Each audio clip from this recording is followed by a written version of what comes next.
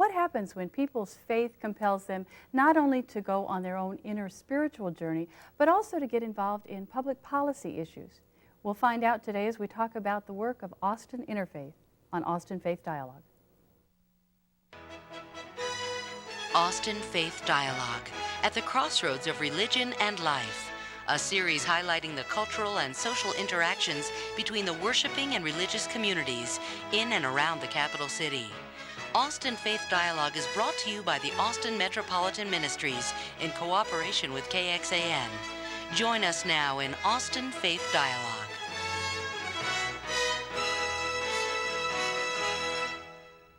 We're glad you joined us today on Austin Faith Dialogue. I'm Sandy Wilder, your host, and today we're talking with two people from Austin Interfaith, a group that encourages folks to get involved in public policy issues. And our two guests are two of the co-chairs of the organization, Regina Rogoff and Anita Hardiman. Good to have you.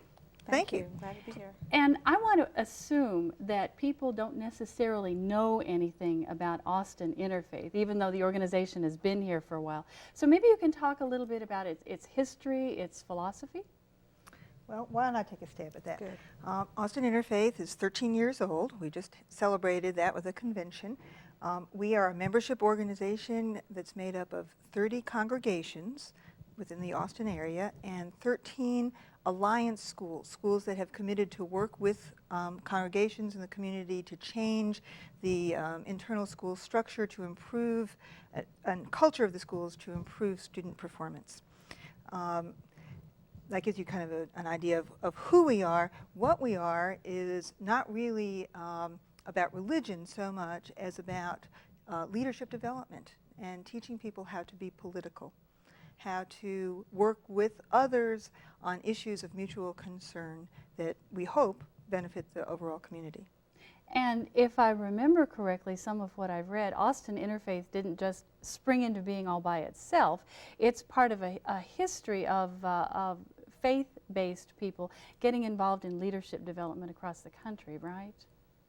That's correct. We're a part of the Industrial Area Foundation, and it is not only a nationwide organization. It's beyond the United States, and we're just one umbrella of that. Yeah. And the main philosophy of the Austin Area Foundation, Area Foundation, as well as Austin Interfaith, is our golden rule, which says we don't do for others. We never ever do for others what they can do for themselves. So that's part of our development of our leaders, is teaching them how to take reign of their own future and to better their lives by taking action and being involved in making and changing public policy. There are about 15 other similar organizations around Texas that we consider sister organizations that we have contact with from time to time and work on. If there's an issue of statewide concern, we might work on collaboratively. But we're basically, right now, Austin is our focus. Now, we who live here in Austin like to think this is a really unique city, different from any other one in Texas. So I wonder if there's any way that Austin Interfaith is different from the sister organizations around the state. Well, our probably grandparent organization in Texas is Communities Organized for Public Service in San Antonio, and that's known as COPS. Mm-hmm. And what makes them the grandparent is that they were the original group that was organized when Ernie Cortez came to the state as an organizer, and I guess that was about 20 plus years ago. Yeah. And what makes them different is the success that they've had in terms of really impacting the political process, being taken very seriously as critical to the political life of the community. Our goal is to emulate that, and we are serious about the work that we do. What makes Austin unique, I think, is that we are probably among the state the group that has the most diverse membership in terms of faiths that are represented. I'm very pleased to be the first Jewish co-chair of Austin Interfaith, which is one of the things that makes us unique, but we have a variety of faith groups that are represented, obviously Baptist and Catholic, Methodist, Presbyterian. Anybody who's out there who's an Episcopalian, I would like to see. We don't have any Episcopalians, I believe, at this time, and we're very committed to having that kind of diversity. broad-based. Right. So you can see from what Regina says, we pride ourselves in being multicultural, multi-ethnic, and multi-religious. And the issues that we get involved in throughout Austin and throughout the state are not religious issues. We find that being involved in religious issues would divide our team or our coalition. So we stay away from that, and we deal with issues that strictly affect the lives of the people in the community. Common human concerns. Exactly. So then, Anita, what are some of those concerns that Austin Interfaith works on? Well, in the past, we have been really involved, and we still are involved in the Summer Youth Employment Program, and we formed a collaboration with the city-county summer youth agencies, and we've been doing that for about 5 years.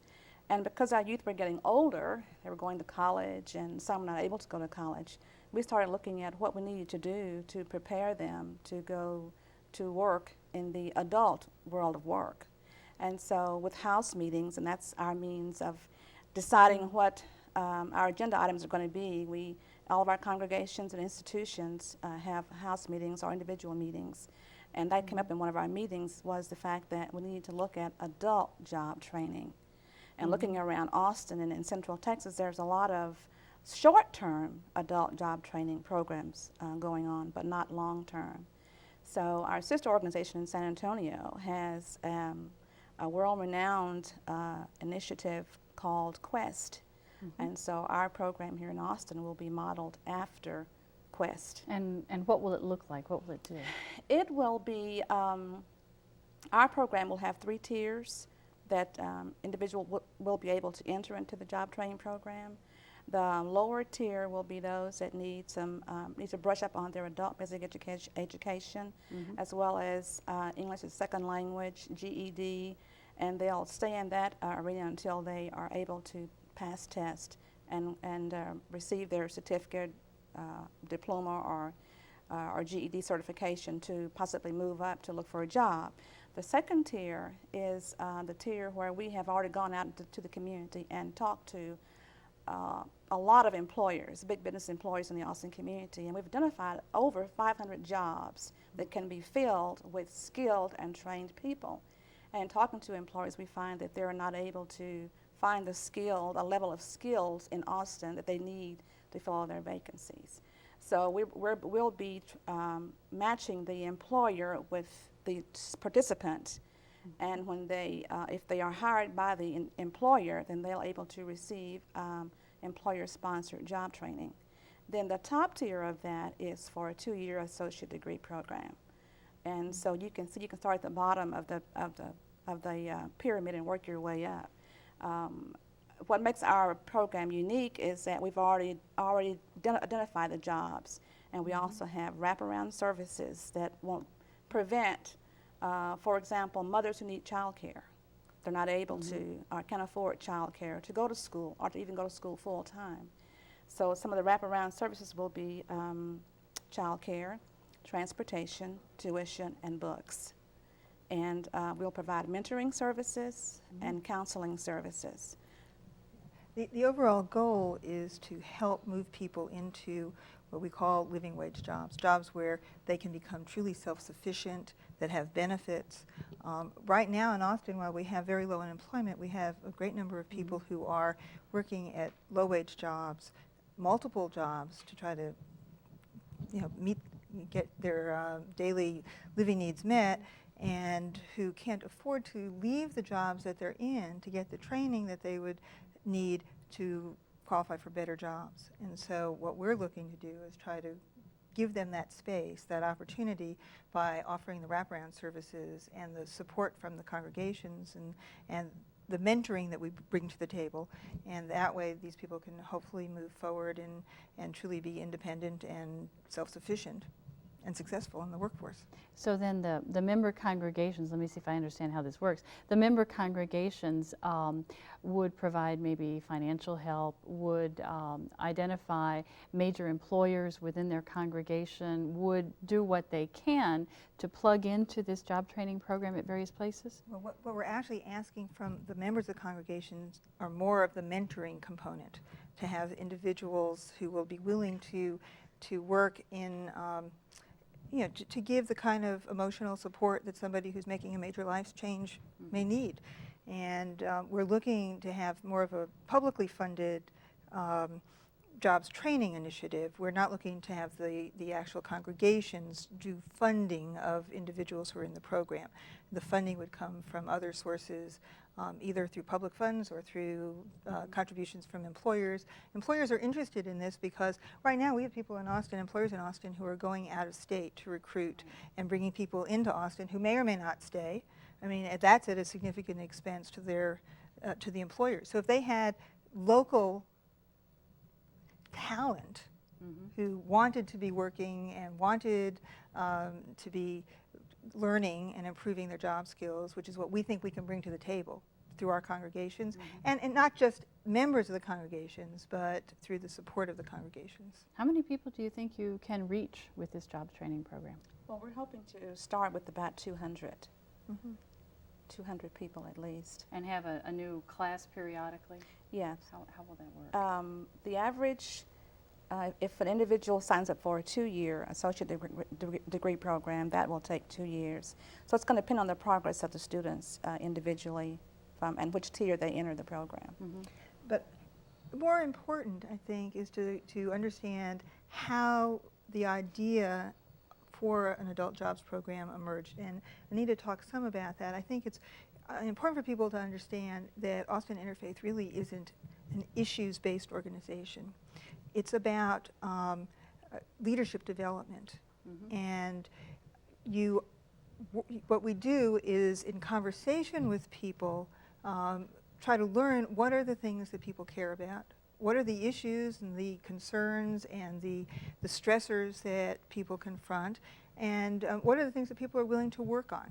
Because it's through working on things together that people learn the skills. And so last fall, for example, we did something in the range of 200 house meetings in all of our institutions and brought together people who met each other and talked about the issues, and out of each house meeting we then kind of culled through what are the issues that people are concerned about, and where we saw patterns, and you will in that process find patterns. We identified a number of issues. Adult job training was one. A need for playscapes at elementary schools, surprisingly, was another. Our school district had a number of orphan playscapes that nobody was responsible for. And we found that this was something that was kind of universal, widely seen as a problem, and yet everybody thought it was their problem and didn't realize it was a problem in other communities. So bringing people together to learn how to work on that is an issue, how to identify within the problems an issue that you can work on and collaborate on and research and move forward to an action where you can win a victory.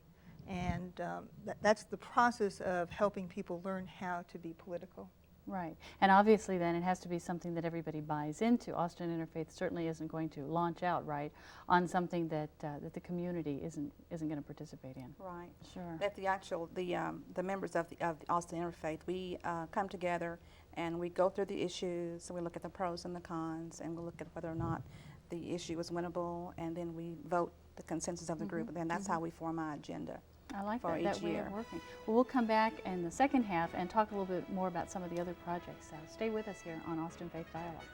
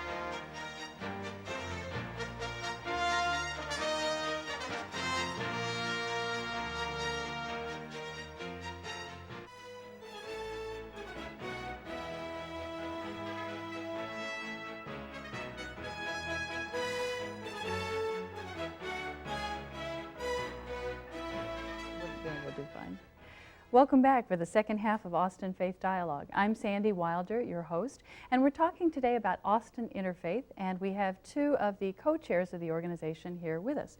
We have Regina Rogoff and Anita Hardiman. Good to have you. And before the break, we were talking a little bit about the Playscape project. I wonder if there's anything else you might want to say about that project? Well, the issue around Playscapes, well, I guess it will probably be resolved about the time that we're airing the show, because it's going to be before the school board in terms of voting up or down on whether to assume fiscal responsibility for the Playscapes. But the real issue that I think is important for people to understand is that Austin Interfaith becomes involved with an issue because of the interest of members in the organization and as a vehicle for people to develop leadership skills and learn how to be public citizens and be engaged in politics, which is how the Playscape issue has emerged and how it's been played out. And that whole notion of leadership development leads me to wonder about the two of you as individuals, because I'm sure not everybody in your synagogue and not everybody in your local church is as involved as you are in the organization. We only wish. We wish. I'm sure. We could use the help. But what was it about this particular kind of work that really drew you in, Anita? Well, I was already very active at Greater Mount Zion Baptist Church in different auxiliaries. And in working with the federal government, I was an EEO counselor. And then I was an intake disability claims representative for Social Security Administration. So my role has always been to be a part of the lives of people who are either disabled or who are terminally ill or underemployed or unemployed in some form or fashion. And so I should have been a social worker, I guess.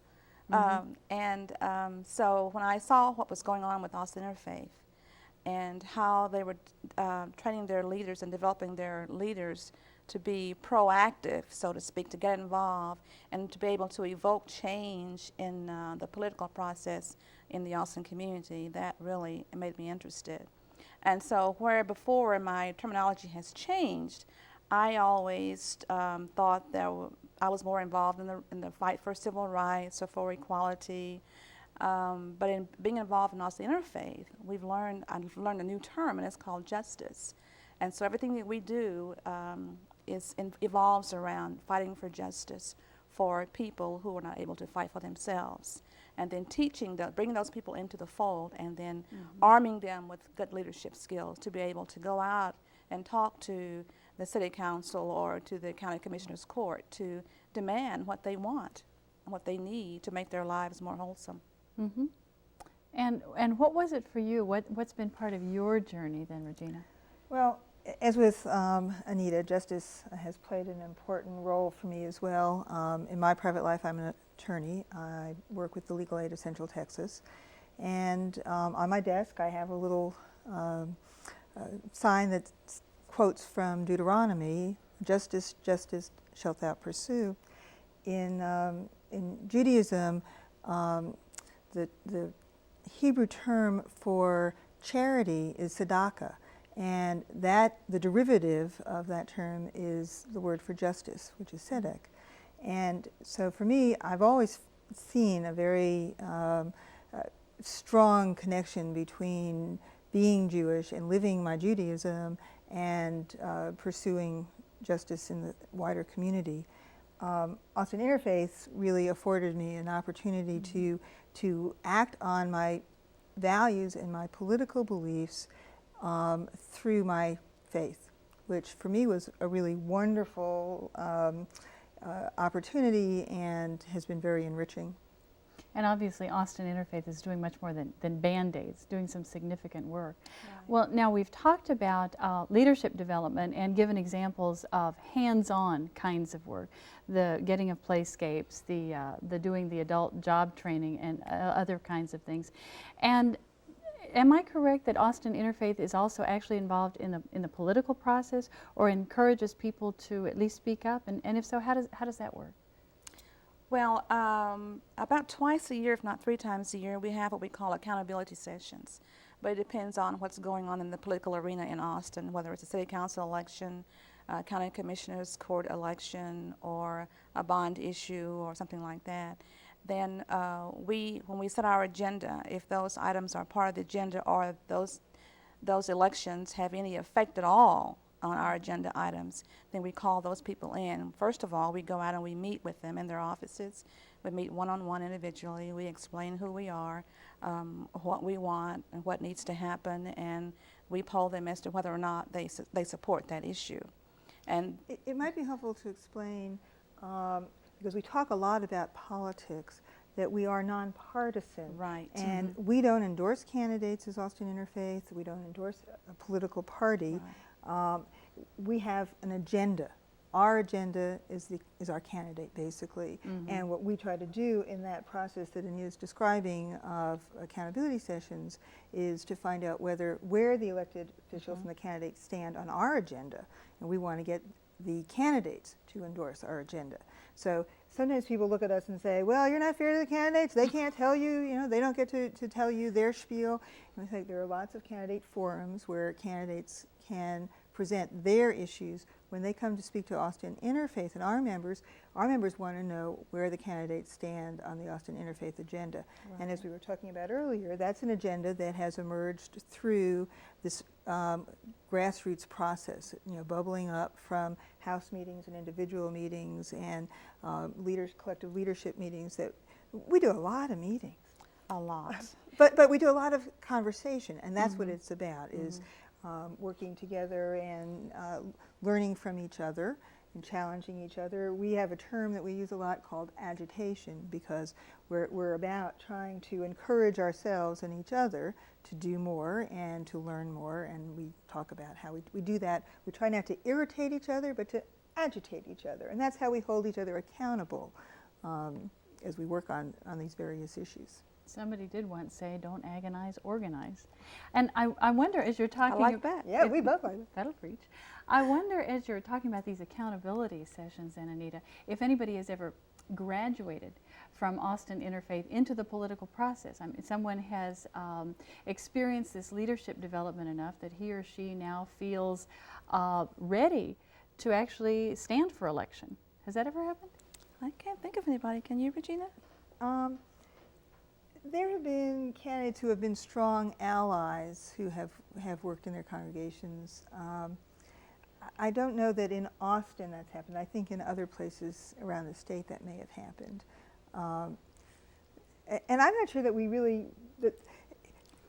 think that we're more effective sometimes by being able to be closer to the community, and that would be hard maybe to have somebody who is an active leader within our organization move on. But we have to, that would be an interesting challenge.